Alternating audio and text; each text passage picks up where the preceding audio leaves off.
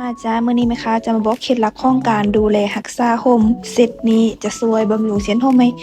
แข็งแรงเงางามจากโคนฮอดปลายเลย แต่ก่อนแม่ค้ามักลิ้นซี่ผมโคตรนักเลยผมจนบ่เป็นตาเอาแต่ตอนนี้รู้สึกว่าผมเรียบเงางามแฮงภูมิใจแฮงและครีมบำรุงทารักแร้ข้าวเนียนลดตุ่มร่างกายที่แห้วข้าวระงับกลิ่นได้ดีส่วนกองน้อยกองนี้แม่นน้ำยาล้างกี่หอมเย็นสดชื่นเลยป้าใส่เป็นประจำเด้อมาต่อบำรุงผิวหน้าด้วยครีม NN เซตนี้จะสวย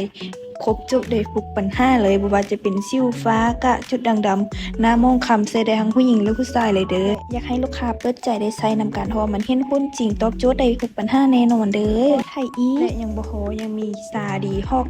LS เมค่ากำลังทดลองน้ำหนักก็รู้สึกว่าลงได้2กิโลแล้วจากปกติแม่น57เดี๋ยวนี้แม่น55เลยเด้อลูกค้าที่มาตำไว้ยังบ่พอยังมีโกโก้กาแฟช่วยคุมหิวอิ่มดุลแม่ค้าก็กินเป็นประจำและแม่ค้าจะแนะนำอีกแบบหนึ่งแป้งที่แม่ค้าใช้เป็นประจำคือกันตัวนี้จะเป็นแป้งออร่าลิปกันน้ำกันเหื่อได้อีกจะมีอยู่2แบบจะมีเนื้อพื้นกับเนื้อฝุ่นเนาะทุกสินค้าปลอดภัยและเห็นผลจริงเด้อ100%แน่นอน